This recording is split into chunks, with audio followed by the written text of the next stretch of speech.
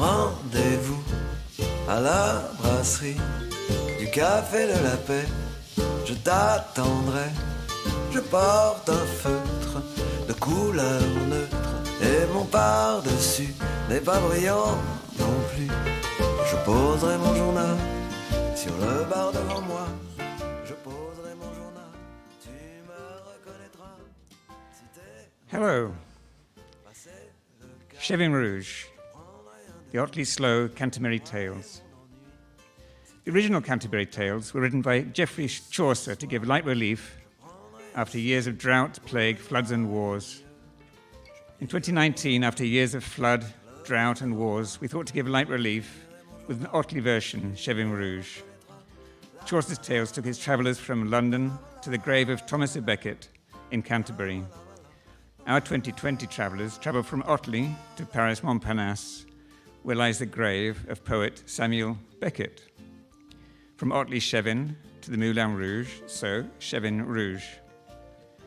We didn't imagine in 2019 a plague to boot. We did not begin to think that a pandemic might occur by publication of Chevin Rouge. We very much hope you don't blame us. Here for your enjoyment, the Otley Slow Canterbury Tales. Chaffinches out on the pull. The hawthorns are blooming, bright butterflies dance, and the good for any colour, so long as it's grey. Why would Otley folk honour this bard of the absurd? Hush now, and their reasons might be overheard. Tu m'aimes encore, c'est quelqu'un qui m'a dit que tu m'aimes encore, serait-ce possible alors? Point, Vladimir and Estragon await the arrival of a latecomer. Coach is filling up. What's the time? Nearly 8:30. Be off soon then. Are we all here? Yes, no, Yes. No. Which? both. How can it be both? Yes, if we is just us. No, if we is all of Otley. Obviously. Or everyone in Yorkshire. All right, I get the point. Is there one? Does there need to be a point? Is everyone here who said they were coming? No. Who's missing? Godot. Oh, it would be. He'll be late for his own funeral. The late Monsieur Godot? Exactly. They gaze down the road, sigh, check their watches. Time we were off. Without him? Have to. It's a long way to Paris. It is if you start from here. Well, here's where we are. We can't start from anywhere else. The story of my life. Shall we go? Yes, let's go. They stay. Not everyone is convinced by the project. There is a scoffer on board. A pilgrimage to worship Samuel Beckett? An Irishman it was that spoke. Well, feck it. If Sammy was alive, as like as not, he'd laugh himself to death to hear you lot expounding such pretentious tommy rot. Who wants a play that hasn't any plot? I've never understood a feckin' word. No more have you. The stuff's feckin' absurd. As someone said in Hamlet once, perpend. And if you hate it, you can boo and hiss. It may be balls, but honest balls is this. And this is his tale. Your trouble is you've got no balls. Feats beyond his usual bent may find her time and energy well spent. Quite soon, they had a stately hall environed with a gated wall, 2 swimming pools, both circular, a Merc, a Bentley, and a Jaguar. She splashed his cash on bags and shoes and dragged him to Masonic dues at Christmas time for all to see the biggest baubles on the biggest tree. A greenhouse, grander than St. Paul's. You might have thought they had it all. But sometimes, in the stilly night, he'd gaze on breasts that stood upright, even when else was on her back, and think he'd much preferred them slack. Not round and hard as bowling balls, but soft, irregular, and small, and in the dark began to grow those glands whose absence she lamented so. One night, when they were chomping their hors d'oeuvre, bolito misto, if my memory serves, they heard a most disturbing sound and sensed a rumbling underground, as if a dinosaur or two were ambling up the drive, the way they do. She'd hardly swigged her Bollinger at all when through the wall a giant wrecking ball came crashing, and another through the roof. Although it's tricky to remain aloof with bits of shattered chandelier accumulating in one's hair, she couldn't help observing that her husband had his coat and hat. "Goodbye, old girl. I'd like to say we've had some laughs. But anyway, I've left you lots of dosh to spend and found myself a little friend. I met her working in the calls. We're going to Niagara Falls." The moral? Do you have to ask? It wasn't me who set this task.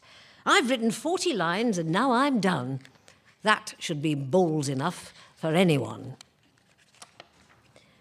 Mercifully, the group includes a physician. Prologue. Lordings, when I was 12, I dreamt equality was there for me to take. A formality, as easy as drawing water from a tap. To take, mark you, not I already grasped mine as of birthright. The slow poison of ancient assumptions seeped like lead from the pipes in which our water ran. So a boy child bade me, pointing with his blue-bladed spade, "Go bake a cake." And I laughed. And his friend, out very loud in a lift full of strangers, explained how doctors have penises, nurses, vaginas, the toxin talking, the flare of burnt brass doused, the festival fields of flower power wilted, until a man, and none of you, lordings, I am sure, would venture such a thought, told me I was lucky. Fortunate in of claret, and on his paunch I pinned this tale. Equality for boys. Did his mother make him up, brush and pinch his cheeks and lips, paint him rosy, healthy, hearty as the other boys at parties? Did they ask him if he knew his underwear was on display to girls with hormones all askew? Did his armpits need a shave? Did they tell him if he tried, he might just get into medicine? Men needed to be qualified to study beside the women. Did his seniors call him dear and his patients call him nurse? Did they say, what a waste when he married, and then, when he carried on, suggest a nice little job? Family planning or child health should suffice. Obstetrics wasn't for men. Did they check who would take his calls at night? Did school phone him to say his child was sick? They were looking for an extra for the history trip. When he came home in time to lift his bath-warm son to drip on his knee, discuss how yellow ducks floated and real ones flew, and heard the work phone ring, did he begin to see their point of view? We also have an eminent archaeologist.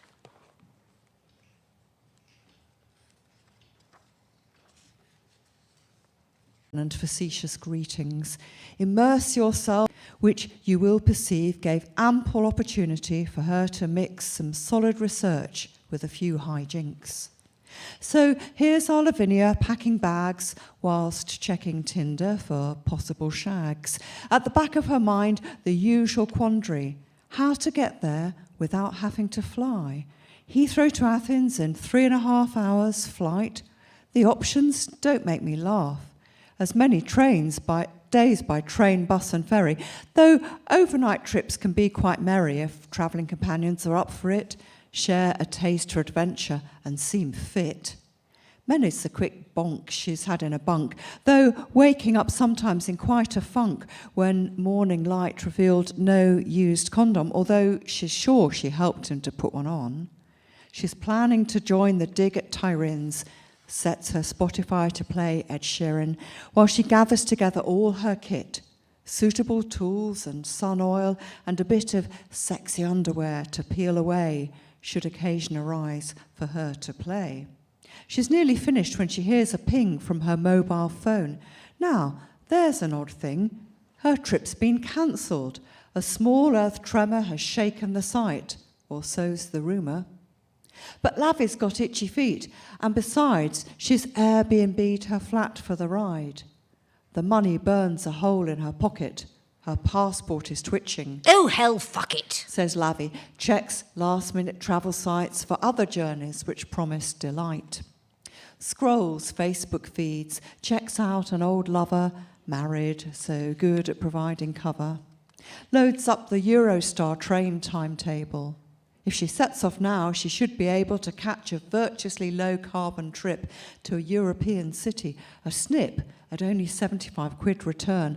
And all of a sudden she starts to yearn for buildings with roofs on and inside loos instead of a bucket for peas and poos. I'll grab me some culture in gay Paris, and as for the dig, what will be, will be. That stuff's been underground for yonks by now. A bit longer is neither here nor there. She arrives in good time at St Pancras, does passport control without any fuss, joins a queue in the departure lounge and searches for reading matter to scrounge. Maybe I didn't mention this quirk. Although Lavinia's not one to shirk, she can't endure having nothing to read. It's quite an obsession, a real need. Her eyes light up when she spies a leaflet. Mark the birthday of Samuel Beckett. Book for a pilgrimage to Montparnasse, where his grave is maintained. Not Père Lachaise, the resting place of other famous stiffs like Oscar Wilde, Balzac and Edith Piaf. Fully exclusive, or book your own room, make your way over and find the tomb. We'll gather there on 13th. A male neighbour whose shapely rear end she appreciates as he reaches up to stow his luggage and joggles her cup of coffee. Well-bred, apologises, giving them both a chance for reprising in coded responses a mutual zest for doing what adult creatures do best.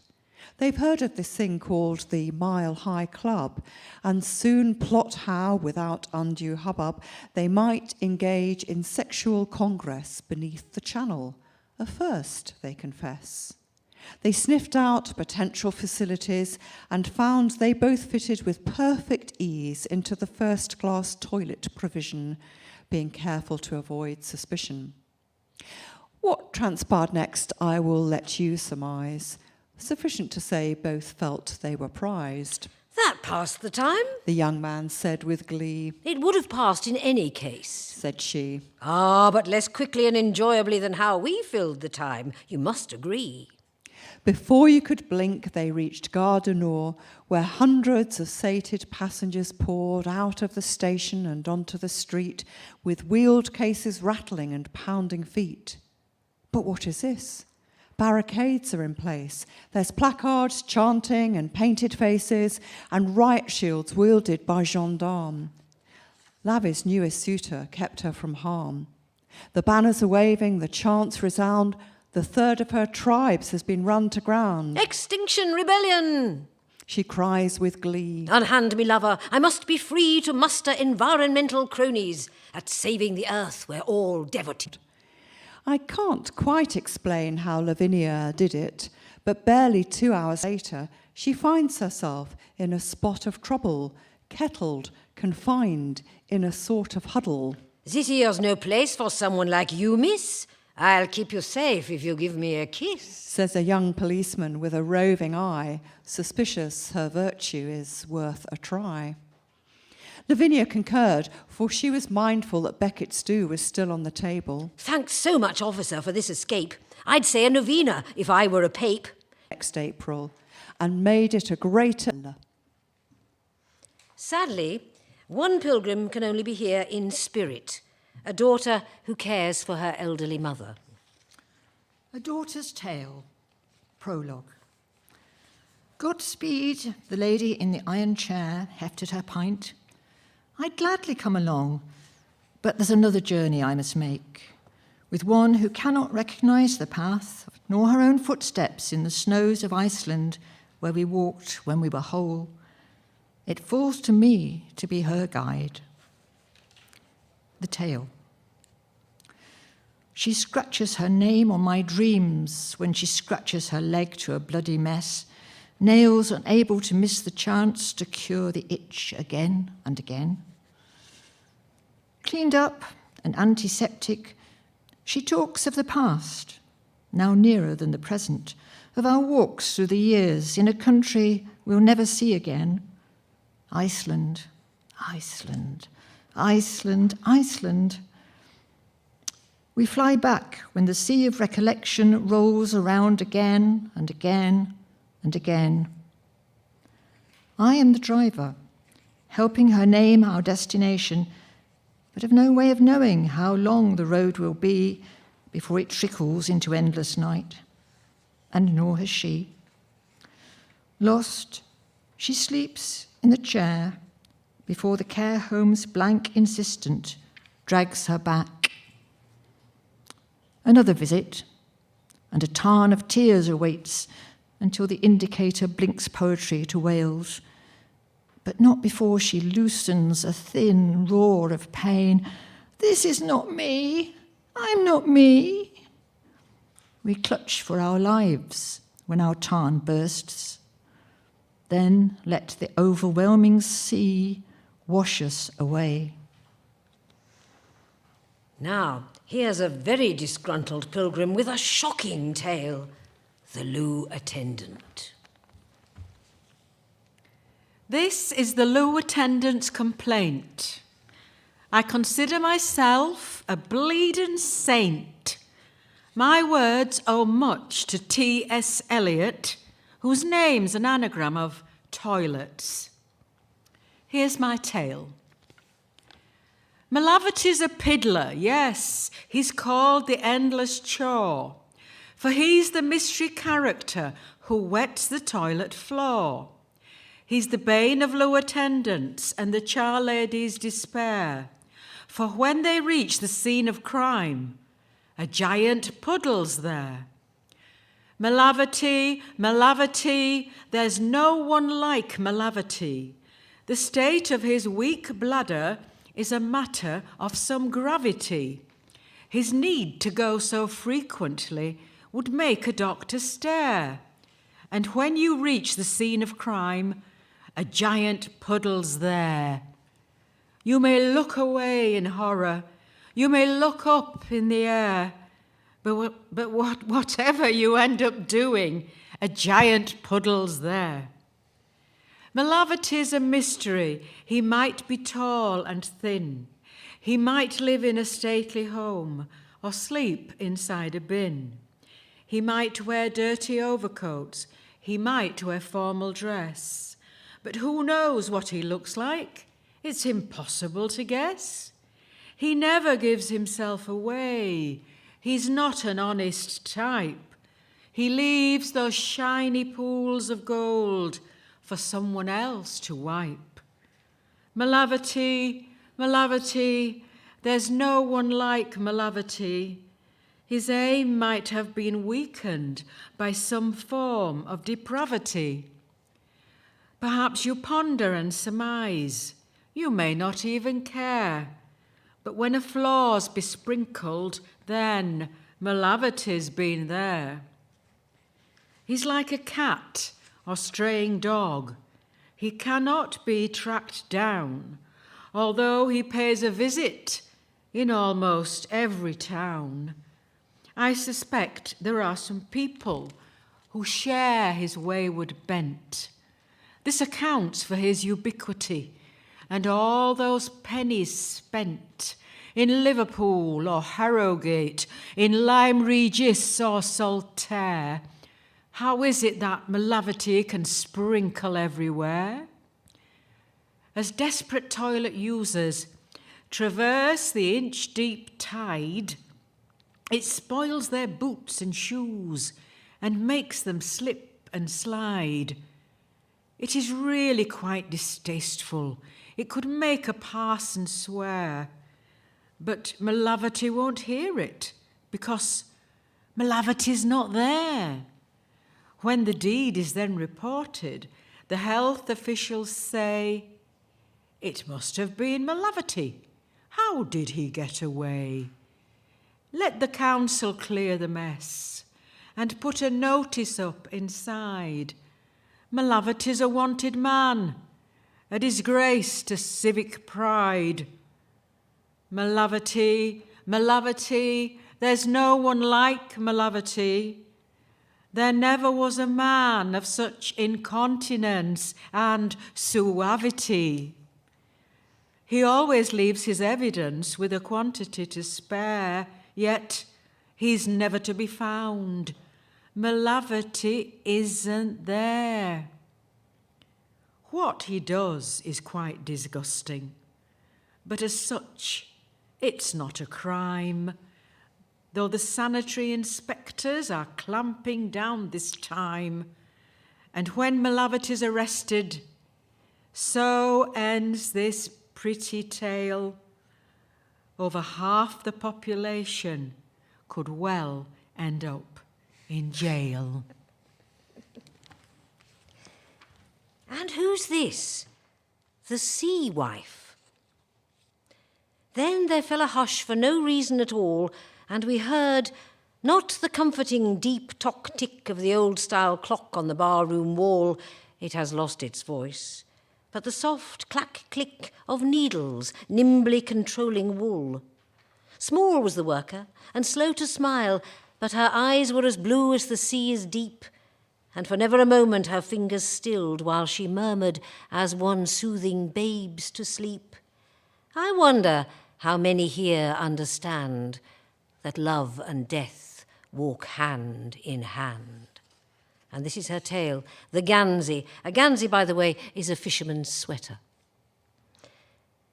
I knitted my true love a Gansey, so if he were lost at sea, though the fishes kissed the surprise from his eyes, there would still be something to recognise when the waves brought him back to me. I washed it with myrtle and tansy, with rue and rosemary. The strongest thread that ever sheep shed, it would bind his bones though the flesh were fled and the blood bled into the sea. It would last an eternity. So I sent him off, fragrantly. A year to the day my man went away, they fetched him back to shore. Though the waters had worn his face to a stone, I knew my husband for my own by the Gansey that he wore.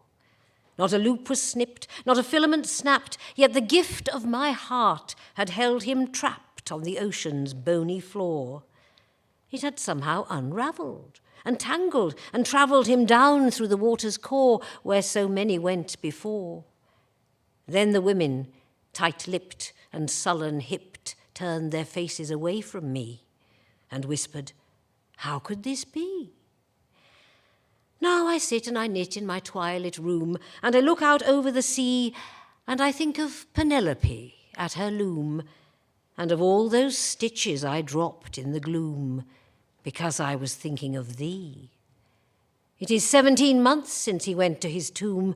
When wilt thou come to me?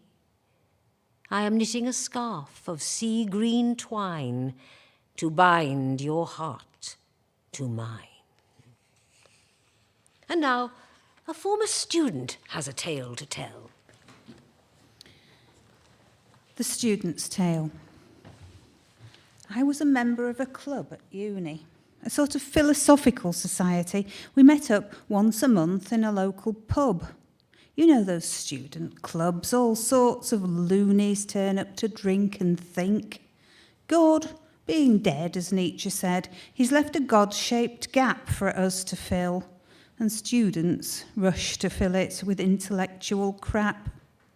We had Stoics, Manichaeans, Epicureans, Buddhists, food faddists, mindful meditators, girls who brought incense sticks and scented candles, astrologists and, well, you get the picture, a pretty characteristic student mixture. But there was one guy in this motley crowd who stood out from the rest. His name was Black. He was a short guy, solid and thick-set, hair plastered thick with gel and swept straight back. He never joined us in our loud debates, but sat there in the corner, silent, glum, and if anyone asked him for his point of view, he showed the one word on his T-shirt, fate. But one night he exploded and yelled out, All this philosophy won't change a thing. Everything's been predestined, fixed forever. What you did today and will do tomorrow has all been pre-programmed, prearranged, preordained.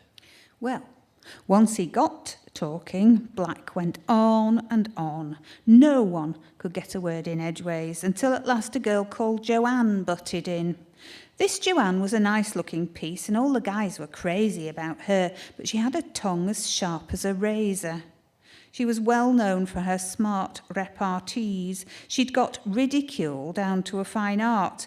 Now, Black was smitten with her right from the start, so when she butted in on his harangue, he walked right up to her and shouted, Joanne, it's fated, you will marry me, and there's nothing at all you can do about it.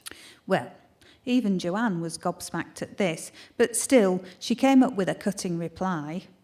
All right, Mr. Smartass Fatalist. If everything goes by destiny's rule, it must have been set down eons ago that I would call you a bloody fool. And if fate ordained it, it must be true. And as for marriage, I want you to know that you haven't a chance in hell with me. I'm engaged to a guy worth 20 of you, and the wedding is fixed for next July. But Black was unfazed. He just smiled and said, I'm sorry, Joanne, but you can't cheat fate. I'm telling you now, you'll never be wed except to me. So, let's fix the date. All this took place in the month of March, and when June came round, there was hell to pay.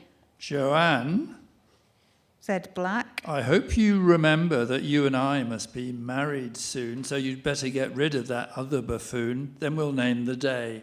How about September? Joanne blew her top. You impertinent ass. I've told you before, and I'll tell you again. I'd rather be dead than married to you, but since you're so sure what fate will do, why don't you put your idea to the test by playing a game of Russian roulette? Since you know your fate, you can take the chance. If the shot doesn't kill you, well and good. But if you're unlucky, better still. The world will be rid of a poisonous pest. Black calmly replied, I have no fear of Russian roulette, and I'll gladly play. But I'm sorry to say, I don't have a gun. All right, said Joanne. Here's another idea. Our hostel's not far from the railway line, the one that runs from Ilkley to Leeds. I dare you to go and lie down on the track, just in front of a train. If you're fated to live, the train will stop. If it doesn't, tough luck.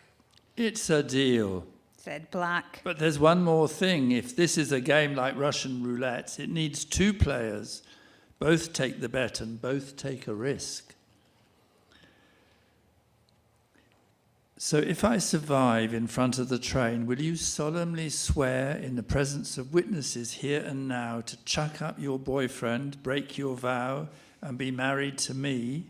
Does that sound fair? Joanne turned pale when she heard all this, but then she thought, after all, why not? He's certain to kill himself, the clot, and then I'll be free.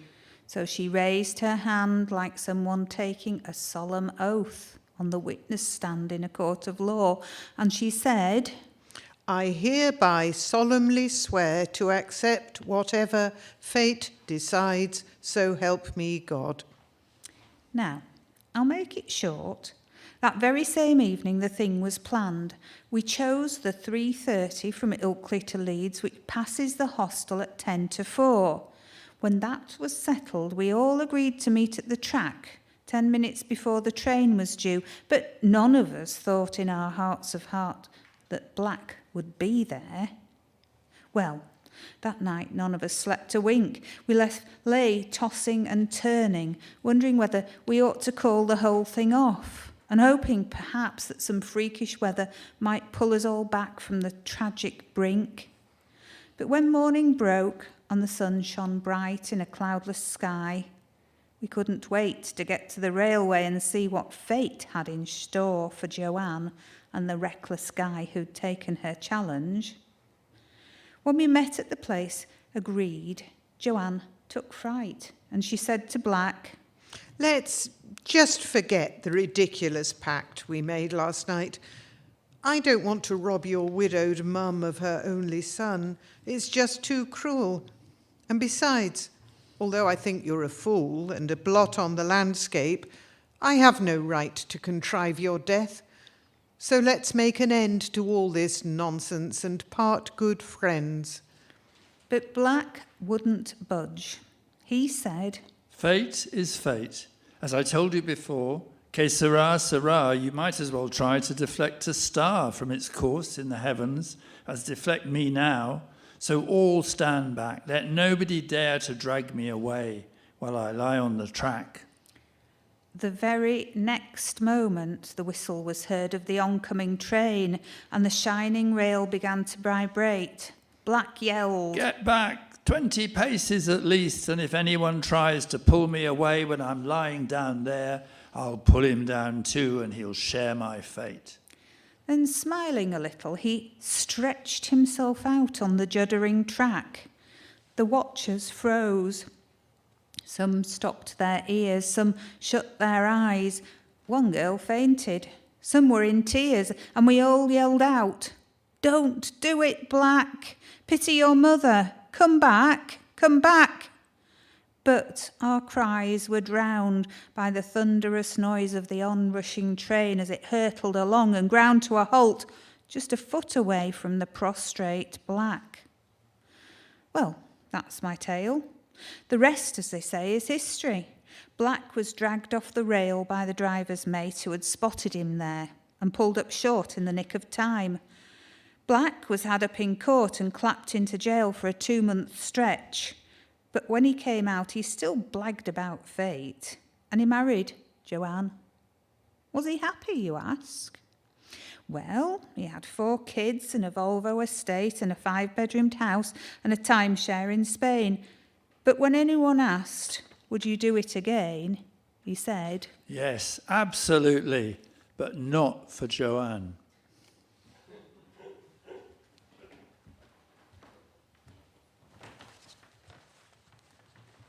Well, we're well on our way. And we've picked up a few curious pilgrims en route, including a cricket nerd. I love numbers, and I love words. Numbers and words in meaningful forms, only found in the game of cricket. Yes, I'm a geek, or perhaps a nerd. What other sport has such statistics? Averages, analyses, fall of wickets, the impenetrable beauty of the Duckworth-Lewis method, a mystery to all but its creators, and possibly even to them. And the language of cricket, LBW, short third man, seam up, left arm round the wicket, hooked, swept, caught backward of square, and the test match commentators' voices, John Arler purring in perfect sentences about gasometers and pigeons on the pitch, and Brian Johnston's mouth full of cake, unable to speak for laughing, and Michael Holding's warm, dark tones deep, almost beyond human hearing. Yes, I love numbers, and I love words. So I love cricket. Why go to Paris? To sprinkle ashes of a bale I burned upon the grave of the only man to have completed the ultimate double, to have played first-class cricket and won literature's Nobel Prize, Beckett. Court posterity, bold life, 83. And now here's a lady with an interesting past. I go to Paris for my father to mark his birthday, 100 years, and also mine. No, don't ask. Papa was Parisian, born and raised in a city recovering from a terrible war, only to plunge into another. And me? No, I'm a country girl, a child of the Vaucluse. You know it? No.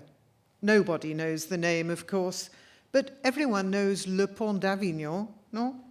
And every cyclist knows Mont Ventoux. Eh bien, reader, I married one. So I became a French Yorkshire lass, from one small town of hills and cycles to another, smaller, colder, wetter. Most years we would visit Avignon, Joe to challenge les cotes et l'école, me to hold and listen to Papa. He fled Paris in the occupation. He was résistance, his cover blown. An Irish comrade brought a warning, helped Papa to make his escape. Monsieur Beckett saved my father's life and allowed me to exist. Here is the good listener to tell us about a once familiar figure around Otley.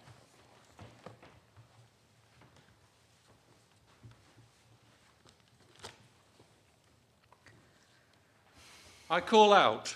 Big issue, please. Me, a woman, the call of a refrain I use, whether in rain or worse. But it ran through all weathers. My thoughts could be elsewhere, thinking of ghosts who entered my dreams. Here I am dressed in voluminous coats, being demure, hiding the shapes of my body. I imagine my voice can be heard rising from the pavement, standing in front of wet walls, where my breath is chilled and the winds would circle. It is arduous to exert the energy, trying to keep the magazines dry. The sun cheers me up on some days. I know there are green edges to your river. It meanders. Catkins now arrive to an approaching spring. Small birds seek out the light in the topmost branches. I am the big issue seller. I will continue with my story. Please, please, buy the big issue. I call again. In my mind, I am tracing the line of travel with my finger. On this map, you can see the main arteries from the north. They filter into the towns, like the wide Danube Delta. Have I been to that place, further south than Dover, out there? Where did I land? It was in the far north, in a place that was cold. Here I saw snow for the first time. At the harbour, cargoes of trawlers flashed silver when herrings were landed. I had been shivering for so long in the metal cabinets where I hid, and then a kind person offered me breakfast. This breakfast was hot. Fried eggs, bacon, beans, tomatoes. It was an interesting change from our space-laden food. This is when I joined those main arteries, where wagons delivered goods on worn roads.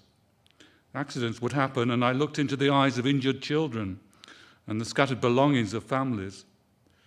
In my past, the jets would appear like vicious wasps from out of the clouds and send us into hiding. Not everyone escaped the explosions. Travelling through the country, it was pleasant to feel the sharp, soft drops of rain, for it was not hard shrapnel. It is rewarding to reach a place where my language is understood. I had time to learn yours too. Will I continue on to my homeland? My hope that is in time I will heal, but I need you to help me. That is why I am here. My call on this street runs deep. Big issue, please. When you see those mallards on the riverbank with their clutch of ducklings, there is predation there too. Their numbers will be reduced. We can survive if you help us. We will be thankful for every day we can see you. One day I will continue with my journey. I enjoy your colourful stalls, Otley, the busy conversations on market days. In casting my glance over the marketplace, I have heard snatches of your private lives. The skies over the Chevin open up for the coming of spring. Tumbling jackdaws and crows playing for mates. Jet trails in the blue clear days. At the riverbank, rains bring on a steady gallop of green. Deeper in, the dogs' noses pursue the creatures of the wood's floor and romp in the pebble shadows of the wharf. The chatter of the swifts is a sound that can be heard in any city. Here they tumble over the low roofs of slate and stone, and from a minor street rises the sound of a female chorus, confident, strident. It has been over a year that my struggle has been evidenced here in my cry. Big issue, please. And my eyes are heavy. On the bus to home, I do often drift off. Sometimes I release my hair to remember the feel of the sun in my youth, sitting on a river bank in the south. My life has been plucked like a pheasant. My address is now only a mark in the sand. I did not have time to raise a gravestone or a memorial. Here is another of my friends who offers me 3 coins and asks of my welfare. In reply, I am good today, thank you. Then we hold a conversation that considers the day, how his daughter has started a new job, and he had a breakfast of fresh orange juice with croissants. He had noticed the nights were getting lighter, that it soon would be summer. My story ends here. I have been beached. There is no high tide to lift me away. In time, I will accumulate some funds and start a journey into the south and filter my way to the Kentish coast, look over to France. Here, wait for an encouraging westerly wind, and I will pause at the grave of Samuel Beckett, then continue on.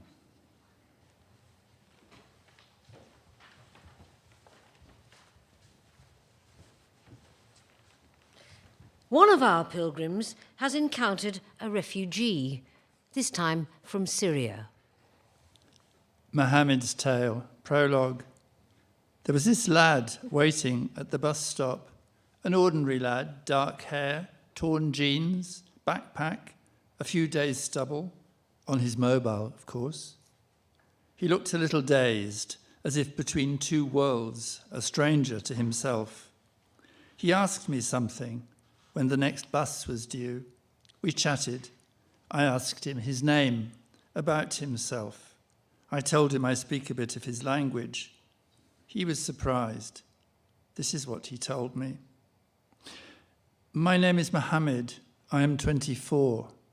I came here from Syria because of the war. I left my country in violence and fear. I still do not know what I will find here. My name is Mohammed. I'm human like you. I want to live in peace like you and your children do. My name is Mohammed.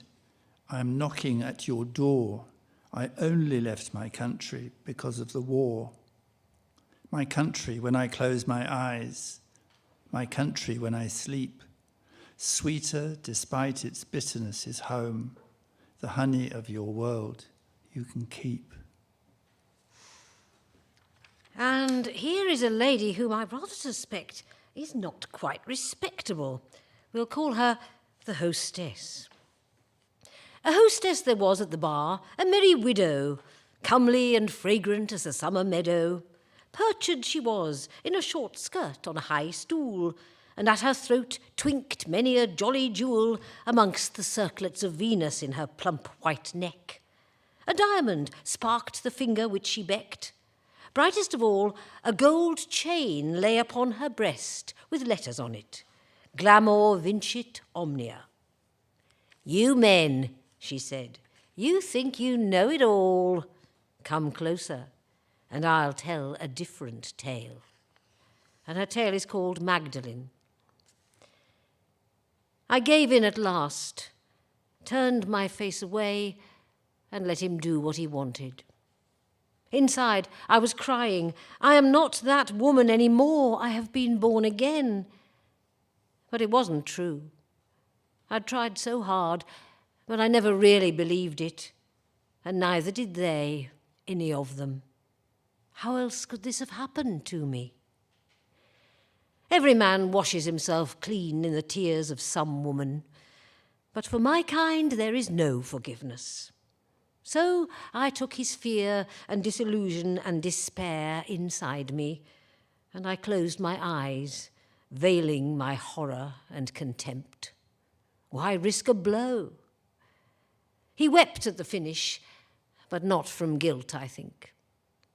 He left without a word, throwing down 2 silver coins to make clear the nature of our transaction. He'd a supper to go to. Which one of them was it betrayed me? You expect me to remember? A woman like me, set like a serpent in their midst to infect and undermine. It might have been any one of them, or all. It scarcely matters now. But I have kept the coins. I earned them. And one day I shall bring them back to him. I shall take my own pleasure then, when I place them on his unforgiving eyes. And here's yet another subversive lady who only just made it to the pilgrimage on time, by a whisker. A grandmother. Grandmother's tale. I'm travelling with a friend to Montparnasse. It's a trip that almost didn't happen due to my family situation. You see, my son-in-law and daughter both have demanding jobs, work long, unsocial hours. Because of this, I didn't see much of them or my grandson, and I'm sorry to say that the situation might have stayed like that. But then, out of the blue, Anna, their nanny, went back home. To Rome, I think.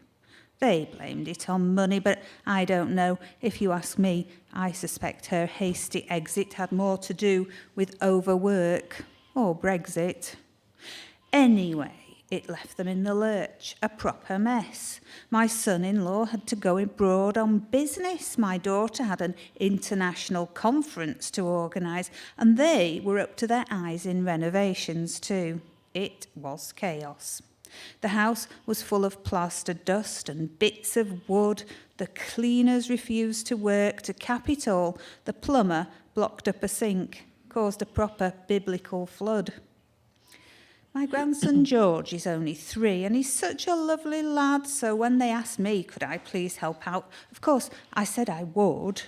So on the Monday morning I turned up at 7 o'clock to start my duties. Imagine my surprise to see the book. A schedule, daily outline, each task and time assigned a place. And such a list it was. French for toddlers, baby Einsteins, tumble tots, swimming, jungle kids, baby ballet, play dates. You can imagine my head was in quite a state. My daughter tapped her fingers on the cover. It's all in here, she said. You won't be short of things to do. I can't believe all mothers don't take advantage. There's so much on offer for toddlers. Not like in our day, Mum. I smiled weakly, feeling frankly overcome. It's good for George, she said. Her voice was firm, eyes glittered like steel. I recognised the look. Good, she said. I'm glad I feel that's all completely understood. So, I let the builders in and out. I dusted, ironed and cleaned. I made 1,000 cups of tea. I washed floors till they gleamed. And in between, I ferried George to all his classes. But something had to give. My energy at 63 is not quite what it used to be. And George, poor little mite, got no respite at all. He was grumpy. I was ratty, running round in circles from activity to activity. A month went by, and then another one. I asked about the nanny, but they were vague. We've advertised the post, they demurred, but need more time to find the perfect girl. And meanwhile, Mum, we can see you and George are having so much fun. We even wondered if you might agree to live in for a week or maybe 3. I sighed. My family had to come first. My new relationship might have to wait. Just 1 more month, I told them firmly, because here's the thing. I've booked a holiday with a new friend, Paris, in the spring. My daughter raised her eyebrows. Somebody we know? Not really, I replied. At least I don't think so. So that's settled then, Mum. You'll move in here short term, stay every night until such time as we can find the right replacement. It was a Monday when I finally cracked. The sun was shining. We were due to go to baby Einstein's, but I decided that we would feed the ducks instead. Nobody would know. So, with George in tow, I set off for the park. Bread in a paper bag, just like we used to do half a century ago. I must confess, I didn't feel bad. There was no stress. George loved the ducks. The fresh air did us good. We came home with a healthy appetite, had time to read some storybooks. No computers, no classes, no tablets, plenty of time to walk and talk, enjoy a simpler life. Putting George to bed at night had often been quite a fight, but with our new regime, calm reigned supreme, and all might have remained like that until one day his parents came home prematurely. The bag of bread was on the side, the mucky wellies waiting to be washed. "We feed the ducks," crowed George. My daughter frowned. I knew the look of old. She gestured at the book. So what about French and water babes? She inquired.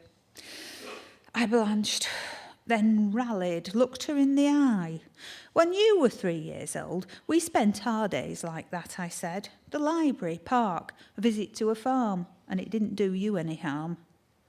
It took a week before they found a girl. We didn't fall out about it, no, not at all. I'm still welcome to call and take George out to feed the ducks, go on the swings. But here's another thing. I've noticed that the book has gone missing. And so the story has a happy ending. Here we are together, me and Dave in Paris in the spring, and life is good. Not sure what my daughter would say if she knew that Dave's the very plumber who caused her flood.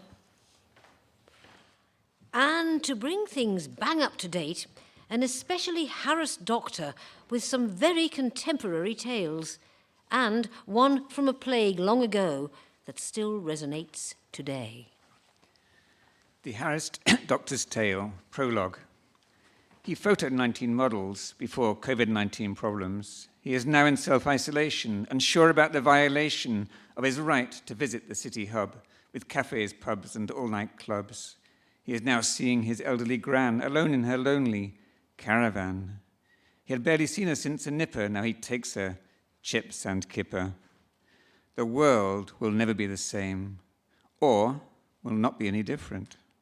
A thing called sport dies a sudden death, but is soon resurrected, like Jesus, but with more disciples.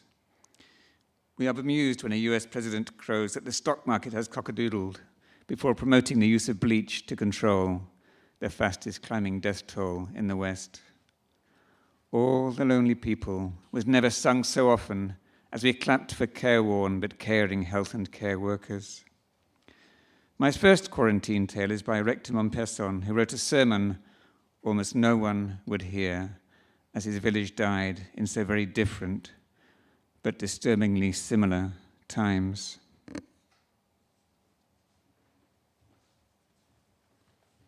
Taylor's decline, so sudden, eyes vacant, lymph gland swollen, the body loses all fight, his children soon follow, their light quickly fading. Neighbours then succumb, husband and 6 children, barely a day from life to final breath. Wife drags corpses away, the living to protect. Montperson forbids touch, bans village exit and ingress, in determined quarantine. The plague must not spread, whatever the cost to us. Street is awash with fear, it spreads unseen, unheard.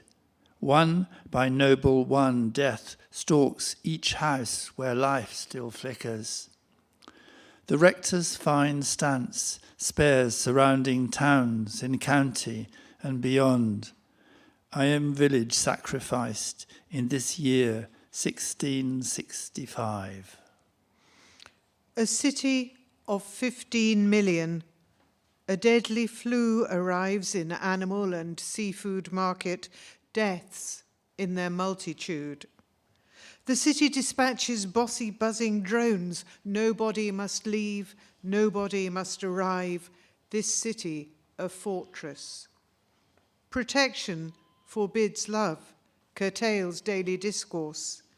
Bodies are burned in open spaces with uncouth ceremony. Speed is of the essence. Thousands die before it weakens, but the crown-shaped flu is far from contained. Wuhan sneezes, world catches fear, and a galloping contagion that seems to know not its end in this 2020 year. A tenor's hands rest on his balcony overlooking the city of Firenze. He sings from Puccini's Turandot. You could hear 100 pins drop as the city's ears are trained from each door and window pane on his words of hope and love. All over 1,000 pings on phones, signalling nurses now heading home. Out come Florence's traders and grafters to cheer the health workers to the rafters. After another 14 hours working selflessly, the sound reverberates through the city for the savers of lives, true love. The quarantine affects all of Italy. The virus has spread slyly and quickly. Now police attend every cafe, a metre apart or you pay a penalty. In the south, the water is pristine. With ships and motorboats quarantined, dolphins appear anew, a sight to love. The surging galley takes in TV cameras. At last, Italy must grasp the true hazard. Rows of men face down, attached to tubes, young, pink-fleshed, stretched out, nude, by coronavirus, vigorously scythed. Now facing death, but kept alive by machines and galleys, true love. What is extraordinary is the difficulty of dying in these unusual times. The death itself, an instant void, but the process, a Homerian set of trials, each breath needing to battle through a sticky tangle of intricate spider's webs before entering a fur-filled tunnel, ever narrower to its end, then navigating raging coughs and a many-headed monster migraine. What is extraordinary is the difficulty of dying from COVID-19.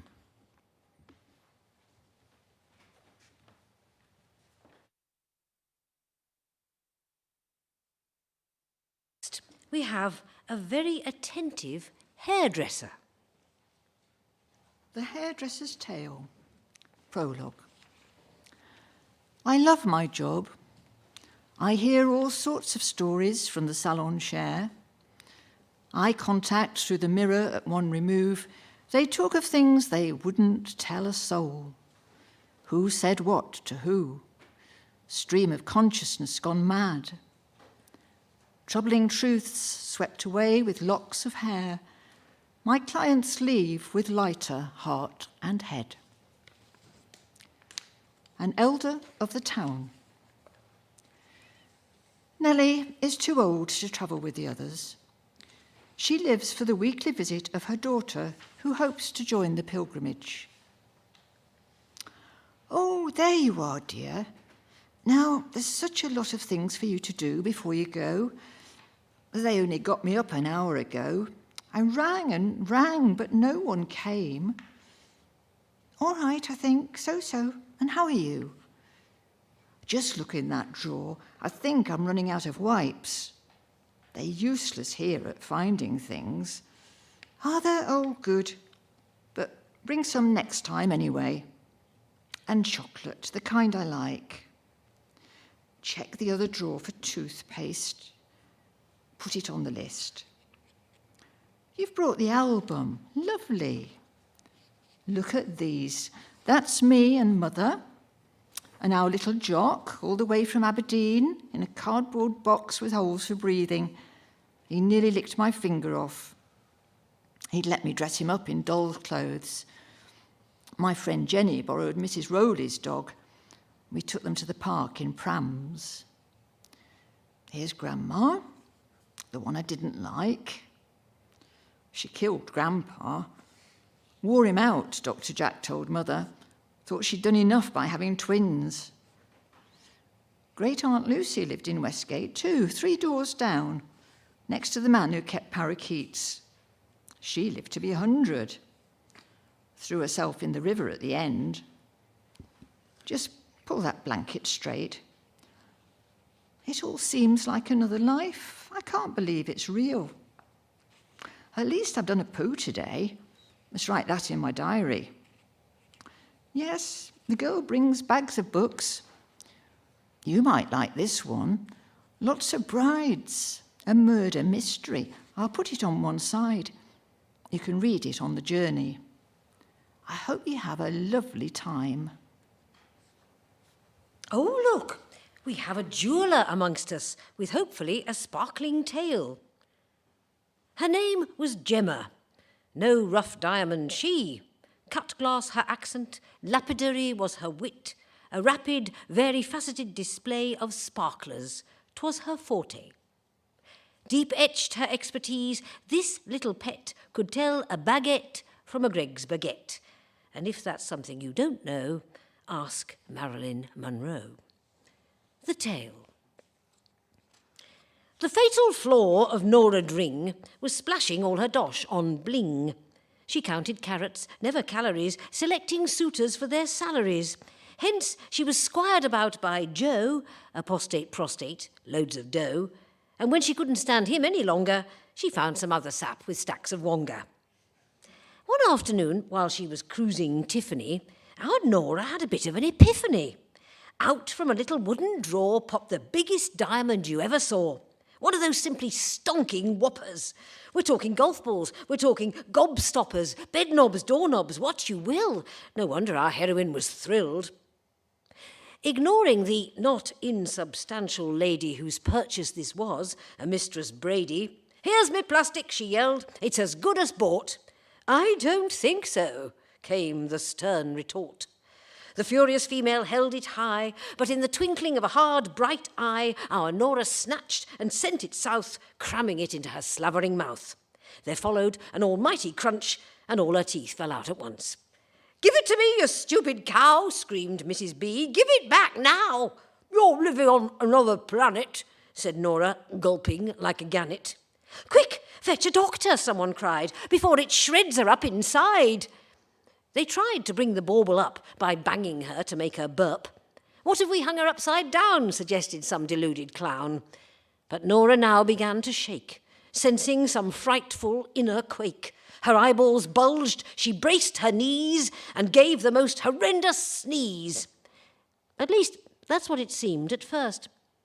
It's my belief she simply burst from excess of gluttonous delight and wearing her brassiere too tight. Then, glittering, sparkling all around, were gems enough for every girl in town. No sign of Nora, woe alack. At least she'd given something back. Do you believe a ghost can linger? You're probably wearing her on your finger. And now, Donna the Cobbler will read a moving tale on the travails of long-distance love. Donna the Cobbler's Tale, the tale of Tiger and the Sea Turtle. Deep in the steamy jungle, recalling beastly bungle, Tiger emerges into clearing, examining pain fast searing, right paws left talon ripped in a half-formed ramshackle crypt, formed in the sunken roots of a long, dead cedar wood. Tiger wanders aimless days, wincing in continuous days, emerges onto a shell-rich beach, the crashing waves welcome relief. He enjoys the gentle feel of water and eases down on his hind quarters. A turtle emerges from the sea's ripples, claws awkwardly with its flippers as it makes its way up the beach, far further than seems within reach. So clumsy is the creature out of water, like a puffin attached to a hawser. The sea turtle digs holes in the shale as she lays an egg in each, then flails her flipper to cover over the hollow. She turns as the last of the eggs falls and catches Tiger's extraordinary eyes. Tiger reciprocates, magnetized. Sea Turtle sees only magnificence. Tiger sees soulful eyes and wrinkles. Their gazes lock in unfamiliar embrace until Sea Turtle starts her long migrate, turns one last time as she reaches sea and dips into the rushing waves, ruefully. Tiger lies prone like a failed lecher, mooning over his heart's new adventure, some 10 weeks since falling for a sea siren. When an unusual cracking sound stirs him, he sees tiny feet battling through eggshell while lizards and birds flock to kill. Tiger runs to the eggs. The birds dissipate. He catches the gator-like lizards and ruminates as the tiny turtles scuttle and roll, trip, somersault and fall as they head for the safety of water. Sea Turtle's head protrudes as though haughty. The first babies reach her and dive. She looks at Tiger and winks her eye, before turning seaward and diving past a skate, her babies tumbling and rolling in her wake. In the time before the sea returns Turtle ashore, Tiger has taken up his daily chores, so he hopes as around he lopes. But the chimpanzees laugh and poke fun. "Look out, Sourpuss, Tiger, got your tongue?" The springboks leap, giggle and tease. "You're no tiger, Tiger, you have no spring in your knees." Scaredy cat, cackle the fruit bats. Cheetah calls him overgrown pussycat. Tiger hides from humans in the jungle foliage, which affords him perfect camouflage.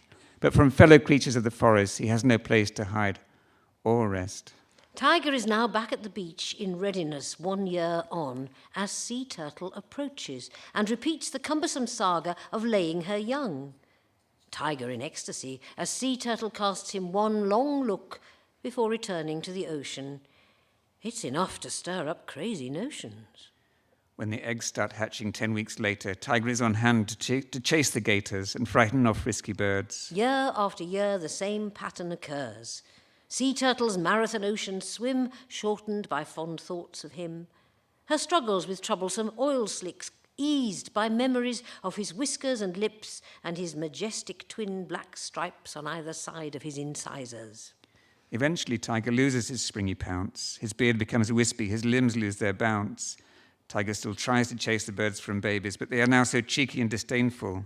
Tiger attempts to catch the impish lizards, but no chance they'll end up down his gizzard. Less babies make it to the waves and to safety. Sea Turtle, seemingly ageless, still comes up after babies have reached the grey sea and winks to the tiger. This time, she also wiggles her tiny ear. But then she goes on her way, not to return for a year. 12 months on, when beaks break through their shells, Tiger is no longer able to arouse himself. As the baby turtles pummel their way out, a final gurgling gasp dribbles from Tiger's mouth. Few babies make it to the waves to breathe. Soon after, Sea Turtle slides mournfully onto the beach.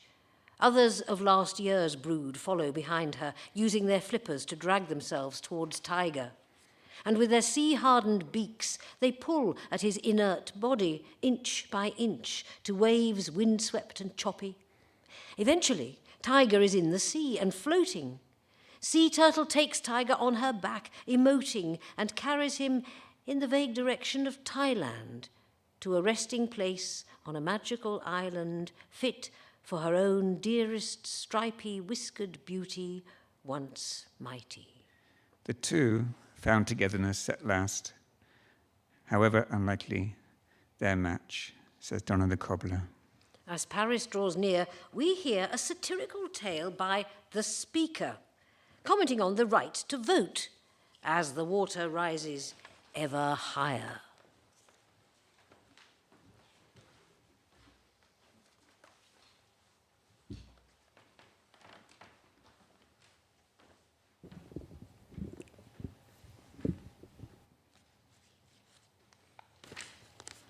People, listen up as we drink in bars, sipping ales through our stainless steel tankards. There was a time, because of the masses, good ale was once served through plastic glasses. Pilgrims like us who will travel afar. Where does all this plastic go? Watch the bartender escape out back and leave. Look, there he goes. But where does he go without care, with those discarded plastic glasses? Aye, look, he's hurrying down to the nearby floodplain, dry as a bone. You'll find nothing but weeds and rubbish. Watch as he will bring his plastic waste without breaking a sweat. Who else is there? A distant silhouette. There stands a strange, lonesome man from afar. I say! The strange man calls out to the bartender. There is no fly tip in here. Yet the bartender ignores the silhouette at first, but the lonesome man continues. I say! The strange man calls out and pursues. You must please remove your plastic waste now. I'm clearing this floodplain by hand, not plough, before the storm. A floodplain cleared right down to be kept clean and clear to save the town from a devastating and tragic flood. Opposite, two different sides, they both stood. Just then, it suddenly begins to rain. I say! Shouts the lonesome man. The heavens are grey, have opened. We both need to make a quick decision soon. This adds a stubborn brick to their debate. The river bursts its banks. Both continue a debate, drawing blanks, arguing their causes. I say! Calls out the lonesome man. We are both in no doubt, but we must give in before we both drown. But both are stubborn and they stand their ground. They repeat this exchange. Then, back on land, there's a passer-by, umbrella in hand, minding his own business. I say! Calls out the lonesome man. Can you settle our bout for us? The passer-by stops and pauses in the heavy rain to hear both causes, both sides of the argument. They both are chest deep in streaming rainwater. The bartender presents his argument. Plastic glasses are safer than glass, fantastic for outdoors, and I need the storage space as the bar area is small for waste. I must dump my plastic at frequent times somewhere. In these hard and difficult climes, what options do I have on the table? The floodplain is the only viable option. The lonesome man counter-argues. The floodplain must be clear. And then pursues. As when the river bursts its banks, the town needs the floodplain because people will drown. The only hope to stop a natural disaster, the town will flood. This here wall, this floodplain is needed when storms occur. Passer-by now pauses to consider each of their debates. I say we ought to... Begins the lonesome man, deep in water, up to his neck. Please, we need to both move. I hate to put pressure on you, but you must choose. Vote for one side of the debate before we drown. They're in the hands of fate. The passer-by pulls out a voting slip. All to do with a pencil in his grip is mark a cross next to one of the two names on the paper. Who will the man choose? The bartender or that of the lonesome man?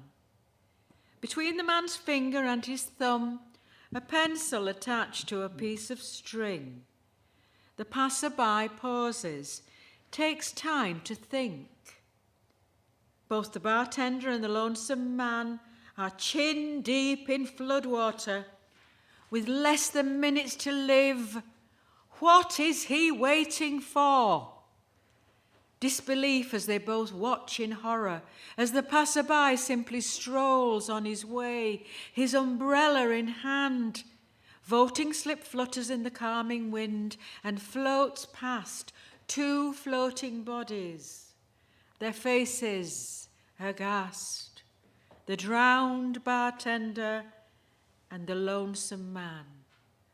for the passerby chose not to vote. And did you hear that, people? He chose not to vote. Not to. Believe that? I can't hear you. Now, we should formally elect a speaker to help and guide us through the bleaker stages of this pilgrimage. I, of course, will nominate myself. People, the votes have been cast and counted. We have a winner. Let me announce the result of our vote. Mr. Middlemich. Is it time to gloat? 51%, leaving 49 for me. An example of a true vote, much to be proud of. Let us move on. See the distant steeple? There we'll find our next fine old inn.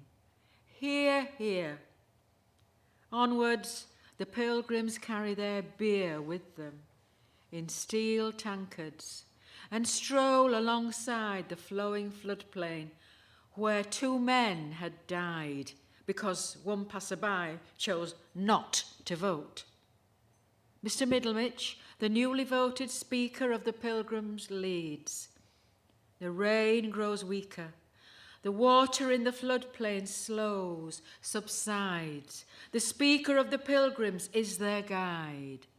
And soon they will reach the next old inn to celebrate the brand new recycling bin, where Mr. Middlemich takes time to thank the voters and remembers those who sank and drowned for their resolve.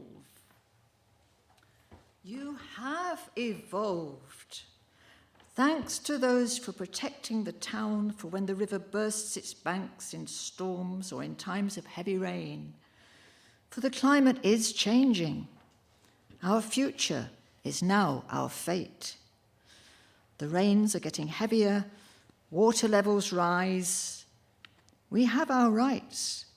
We ought to unite like pilgrims, travel on journeys, listen to stories, get down on our knees.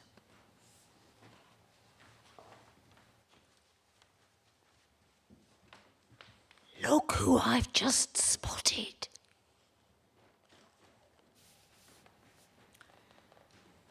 Seated nun, Paris, via Cruci Villanelle. Leave her alone there, she'll be reet. She's set to snooze all the way to France, the dozy old nun in the corner seat. Her ticket says Sister Marguerite. I hope she's not here by mischance. Leave her alone there, she'll be reet. But which Becket does she think to meet? Canterbury's Thomas has more relevance to the sleeping nun in the corner seat. I'd ask her, though it's indiscreet to wake a nun. She'd look askance. I'll let her alone then, she'll be reet. Outskirts of Paris, trip's nearly complete. She'll need divine insouciance, that misplaced nun in the corner seat. Happen she'll shrug and cheerfully greet the unintended happenstance. Best not to wake her. She looks so sweet, the comfortable nun in the corner seat. We're almost here, so let's end with a glass of French wine and whatever goes best with that. We better ask the cheesemonger. A cheesemonger there was, that throng among, a mangler of milk, a cream curdler, a monger of minging, stinging smells that maketh the eyes to squeeze, the snout to sneeze. Mongrel was his complexion, and his nose like a lump of sour Stilton, mingled blue veins and red. Of rennet reeked his sweat, and boneless were his hands, and hairless and soft as rubber gloves filled with warm milk. 3 hairs as thin as cheese wires strained over his pinkish scalp, and his chortle was thicker than chutney. With what better, he asked, than a nice wodge of camembert on a digestive biscuit might I tempt this goodly company? 'Tis to everyone's taste a cheesy love story. Cheryl was choosy what she chewed. Cheese she eschewed, or trouble enspewed. Anything cheesy made Cheryl queasy. You could not accost her with ripe double Gloucester, or dare to molest her with Brie or red Leicester. As soon as you fed her, she'd chunder that cheddar, and put under pressure the same went for Cheshire. Just one snort of Roquefort and Cheryl got lockjaw. Forget mozzarella, you'd need an umbrella. And heavenly Gouda was never allowed her. Now, Ches was hungry for a mate to rescue her from maiden state, and her eye fell on Reverend Hislop, known to his friends as Stinking Bishop. A fact which no one thought to tell her. They were just glad she'd found a fella. But on the night, when bride and groom withdrew into the nuptial gloom, they whispered darkly, "Oh, the shocks she'll get when Stinky B removes his socks. Or worse, his jocks. The rights connubial can't take their course. Tomorrow they'll announce divorce." Well, picture the amazement there when, blushless and with brazen glare, the laughing cow at breakfast chomped a chunk of Danish blue that would have stunned a skunk. Then, calmly leafing through La Bruyère, demolished half a pound of Gruyère. The Romans have a saying, amor vincit omnia. That ought to clinch it. Love conquers all. For worse or better, and even if he reeks of fetter, we take our men and learn to love those parts of them we once were frightened of. To put it boldly, fear of Stilton is not the stuff that Rome was built on. I'm eminently qualified to state no woman chooses to be celibate. Trust me, stout pilgrims, I would not have conned you. Even bad scents make the heart grow fondue. Now, Cheryl guzzles cheeses like a Swiss, each morsel sauced with matrimonial bliss. But Stinky B, before you shout, "Enough!" can't be coerced even to sniff the stuff. Let Cheryl have her choice, he says, 'tis well. But as for me, I can't abide the smell.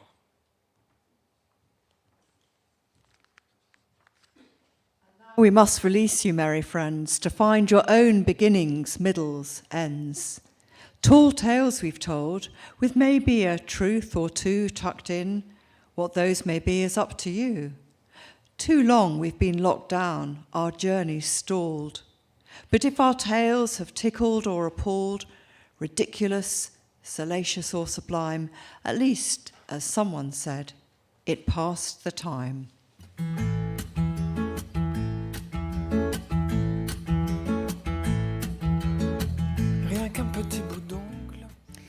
And that concludes our entertainment tonight. Thank you for travelling with us from Otley to Samuel Beckett's grave in Paris, and I hope you enjoyed the journey. Big thanks are due to Ben Lowe for coming up with this novel poetic idea, and to Chapel FM for looking after us so splendidly.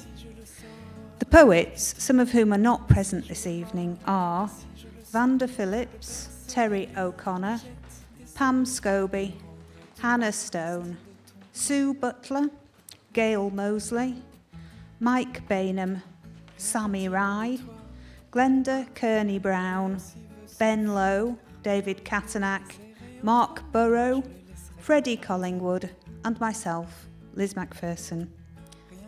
Finally, if you like the poems, they are all in a book. The title is Chevin Rouge, and it can be bought from feederead.com for £6 plus postage, or from Amazon. Thank you. Me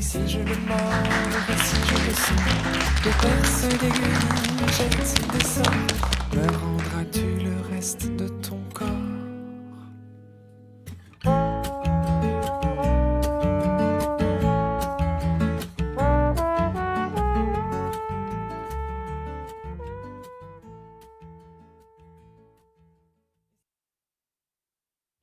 From your local store to the World Wide Web.